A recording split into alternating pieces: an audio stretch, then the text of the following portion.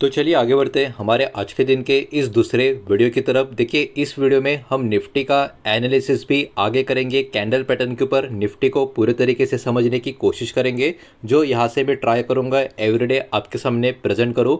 उसके साथ साथ मार्केट की कुछ इंपॉर्टेंट टॉपिक्स के ऊपर भी डिस्कशन करेंगे, जिसका इम्पैक्ट भी हमारे इंडेक्स के ऊपर, हमारे मार्केट के ऊपर होता हुआ नज़र आ सकता है। तो प्लीज़ वीडियो को बिल्कुल भी आप स्किप ना करें। सबसे पहले आज की बात करूँ तो देखिए आज की तारीख यहाँ पे आपको नजर आ रही है और निफ्टी की क्लोजिंग 24,967 968 के आसपास आपको देखने को मिलेगी।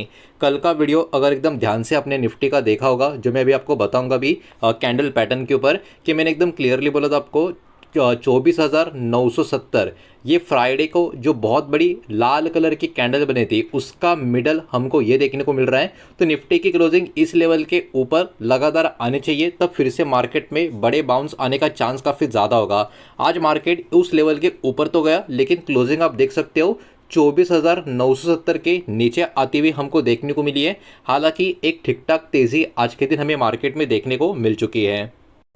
अब देखिए निफ्टी का एनालिसिस शुरू करने से पहले मार्केट में बहुत सारे इंपॉर्टेंट जो फैक्टर्स है उनके ऊपर भी हमको थोड़ा फोकस यहाँ पर करना होगा। सबसे पहला फैक्टर दोस्तों आरबीआई गवर्नर संजय मल्होत्रा जी की तरफ से आता हुआ आपको नजर आएगा। उनका एक स्टेटमेंट जो यहाँ पर मार्केट में एक बड़ा गेम प्ले कर सकता है। जैसे कि आप पढ़ सकते हो, India is preparing to become the world third largest economy. ये बात उनकी तरफ से आते हुए हमको देखने को मिली है। इस बात का इम्पैक्ट आप समझने की कोशिश करो। लेकिन यहाँ पर इन्होंने आगे ये भी बोला है, but must navigate global uncertainties and geopolitical risk, मतलब जियोपॉलिटिकल खतरे और जो ग्लोबल लेवल पर जो बहुत सारी अनिश्चितताएं जो बनी हुई है उसको हमको थोड़ा सा यहाँ पर डाइवर्ट करना होगा, उससे थोड़ा सा हमको बच के रहना होगा।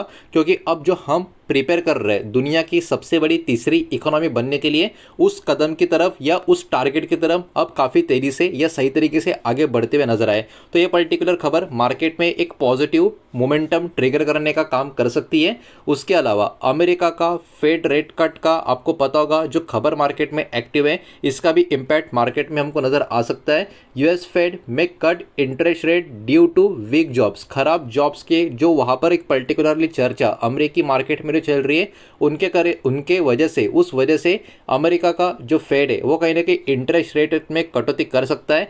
लेकिन ट्रम्प का जो टैरिफ का ओवरऑल एक पर्टिकुलर सिनारियो है वो अभी भी यहाँ पर बना हुआ है। ये बात भी यहाँ पर आपको ध्यान में रखनी होगी।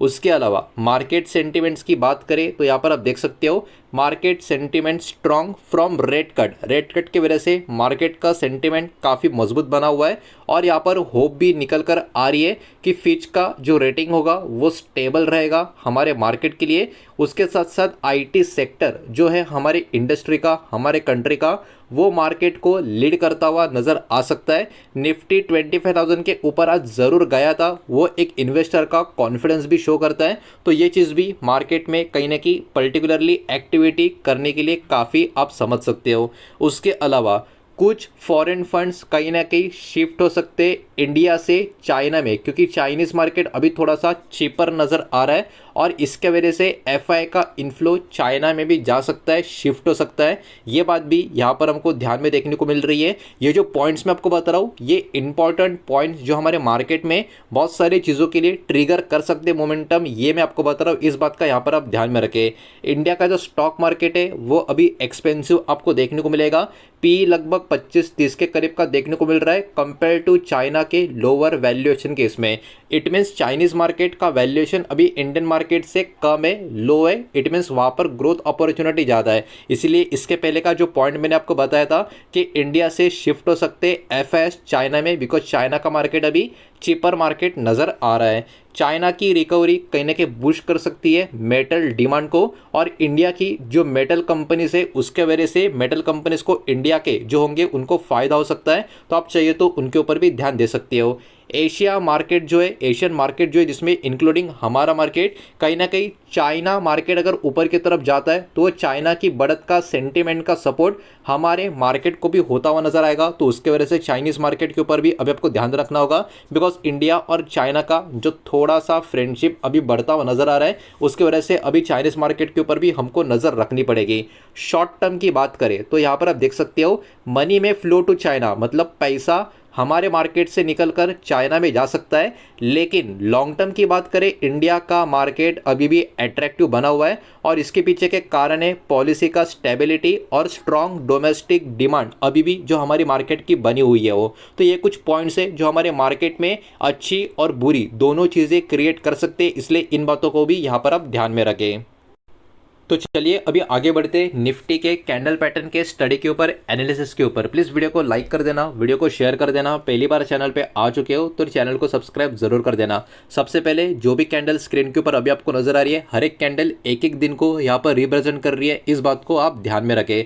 तो देखिए कल के दिन जो हमने वीडियो बनाया था उसमें सबसे पहला पॉइंट मैंने यही डिस्कस किया था, ये जो शुक्रवार की कैंडल है काफ़ी बड़ी वाली लाल कलर की कैंडल है और मैंने हमेशा आपको बोला है जब भी बड़ी कैंडल बनती है फिर वो लाल हो या हरी हो, वो कैंडल बहुत ही बड़ी मैटर वाली कैंडल होती है, बिकॉज उस कैंडल का मिडल हमारे लिए बहुत इंपॉर्टेंट होता है। अगर लाल कैंडल है तो उसका हाई इंपॉर्टेंट है और अगर ग्रीन कैंडल है तो उसका लो इंपॉर्टेंट है। क्यों? क्योंकि लाल कैंडल का मतलब क्या? लाल कैंडल का मतलब कैंडल ऊपर से नीचे की तरफ आई है इसीलिए लाल बनी है, और बड़ी कैंडल है मतलब जब तक उसका मिडल ब्रेक नहीं होता तब तक मार्केट पे बड़ा मोमेंटम ऊपर की तरफ ट्रिगर नहीं होगा। और कल के दिन ही मैंने आपको बोला था कि यहां पर उस लाल कैंडल का जो मिडल है 24,970 के करीब हमको देखने को मिल रहा है। तो निफ्टी की क्लोजिंग जब तक इस लेवल के ऊपर डेली कैंडल पे लगातार कुछ दिनों के लिए नहीं आती, मार्केट में अभी जो भी तेजी होगी उसके ऊपर हम पूरी तरीके से यकीन कर नहीं सकते, लेकिन डरना भी बिल्कुल नहीं है। और आज एग्जैक्टली सिर्फ और सिर्फ उस पर्टिकुलर लेवल के 3 पॉइंट नीचे की तरफ हमारी क्लोजिंग आई है। मतलब क्या? शुक्रवार की जो बड़ी लाल कलर की कैंडल थी उसका मिडल हमने एक बार के लिए ब्रेक तो किया, लेकिन क्लोजिंग उसके नीचे आ गई। मतलब अभी भी हम बहुत ज्यादा खुश नहीं रह सकते कि मार्केट ऊपर की तरफ जाएगा, लेकिन एक बात मैंने और आपको बोली थी उसके ऊपर मैं बाद में आऊंगा, लेकिन अभी बस आपको इतना ध्यान में रखना है कि सबसे पहले 24,970 के ऊपर निफ्टी को डेली कैंडल की 1, 2, 3 या थोड़ी ज़्यादा जितनी होती है उतनी ज़्यादा क्लोजिंग 24,970 के ऊपर कंटिन्यू लानी होगी, तभी मार्केट में एक बड़ा मोमेंटम पैदा हो सकता है। उसके बाद एक बार मिडल के ऊपर क्लोज हो गए, क्योंकि लाल कलर की कैंडल है तो ऊपर की तरफ हमको देखना है, तो उसके बाद इस कैंडल का जो हाई है लगभग 25,100 के करीब हाई है, तो इसके ऊपर भी जब हम टिकना शुरू कर देंगे मार्केट में फिर बड़ा मोमेंटम ट्रिगर हो सकता है। बिकॉज जिन लोगों का स्टॉप लॉस यहाँ पर सेट है वो सबका स्टॉप लॉस उसके बाद ट्रिगर हो जाएगा और मार्केट में एक शॉर्ट कवरिंग मोमेंटम आ जाएगा। ये हो गया कैंडल के पीछे का कुछ लॉजिक। और उसके साथ साथ एक और बात मैंने कल आपके साथ डिस्कस की थी, उसको भी थोड़ा सा यहाँ पर मैं आपके सामने फिर से एक बार रिमाइंड करना चाहूंगा। कल के दिन एक बात मैंने आपको बोली थी, यहाँ पर कुछ पॉइंट्स आपको देखने को मिलेंगे, इन पॉइंट्स को एकदम ध्यान से अगर आप जोड़ने का काम करोगे तो आपको यहाँ पर एक पैटर्न देखने को मिलता है जिसको हम बोलते हैं हेड एंड शोल्डर का उल्टा, inverted head and shoulder pattern. अब तक पैटर्न बना नहीं है, मैं ये नहीं कह रहा हूँ कि पैटर्न बन गया, बिल्कुल नहीं, लेकिन मैं आपको ये बता रहा हूँ कि पैटर्न बनने का चांस काफी ज्यादा है। बिकॉज देखिए यहाँ पर एक लेफ्ट शोल्डर उल्टा बन चुका है, हेड यहाँ पर कंप्लीटली बन चुका है। हो सकता है ये जो ड्रैग नीचे की तरफ मार्केट में आ चुका है, ये झटका मार्केट में लगा है, और अगर ऐसी रिकवरी आ जाती है तो जिनको पैटर्न का नॉलेज है वो लोग समझ सकते हैं कि इस पैटर्न को हम बोलते हैं inverted head and shoulder pattern, जो एक बुलिश पैटर्न का इंडिकेशन होता है। और ये बुलिश पैटर्न कब इंडिकेशन होता है? जब यहां से ऊपर की तरफ ब्रेकआउट होकर कुछ ऐसा रिटेस्टिंग करके फिर से ऊपर की तरफ निफ्टी जाने लगेगा, तब मार्केट में तेजी और आ सकती है, ऐसे इसका मतलब निकल कर आता है। लेकिन अब तक ये पैटर्न पूरा हुआ नहीं है, बस हम अजम्पशन कर रहे हैं कि पॉसिबिलिटी एंड प्रोबेबिलिटी काफी हाई, कुछ ऐसा पैटर्न बनाकर मार्केट ऊपर की तरफ निकले।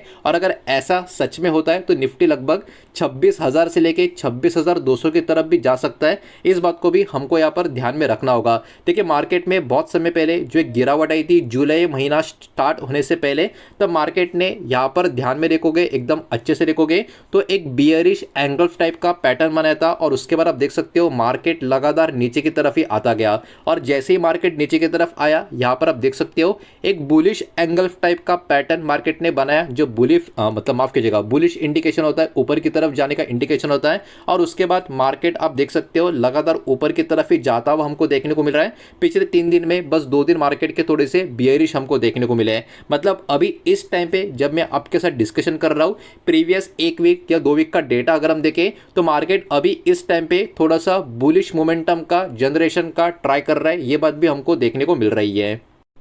तो यहाँ पर डेली कैंडल पे एक ही बात वही बार बार रिपीट कर रहा हूँ, शुक्रवार के कैंडल का मिडल अब तक मार्केट ने क्लोजिंग बेसिस पे क्रॉस नहीं किया है, नॉर्मल आज किया था, टिक नहीं पाए। उसके साथ साथ एक और काफ़ी इंपॉर्टेंट चीज़ ये भी है कि आज की जो कैंडल मार्केट की बनी है, थोड़ा जूम मार के आपको दिखाता हूँ, आज की कैंडल जो मार्केट की बनी है ये एक डोजी कैंडल है। डोजी कैंडल का मतलब क्या, इनडिसेसिव कैंडल, कोई क्लियर कट डायरेक्शन नहीं। और मार्केट में ये भी बोला जाता है कि जब डोजी कैंडल का हाई या लो अगले दिन अगर ब्रेक आउट होता है या ब्रेक डाउन होता है, मतलब आज का दिन का जो हाई या लो है उसके ऊपर या उसके नीचे अगले दिन में ही अगर कोई क्लोजिंग आ गई तो मार्केट उसी डायरेक्शन में मोमेंटम कर सकता है अगले कुछ दिनों के लिए। तो कल का दिन, मंगलवार का दिन हमारे लिए इसके लिए भी इंपॉर्टेंट होगा कि डोजी का भी पर्टिकुलर हाई या लो कल के दिन ब्रेक मार्केट कर पाता है या नहीं। उसके साथ साथ एक और इंपॉर्टेंट चीज़ ये भी है, फ्राइडे का हाई और फ्राइडे का लो को भी अगर आप मार्क करोगे तो आज का दिन का कैंडल उस हाई और उस लो के बीच में ही क्लोज हुआ है। तो एक और इनसाइड कैंडल का डे या आपको देखने को मिलेगा।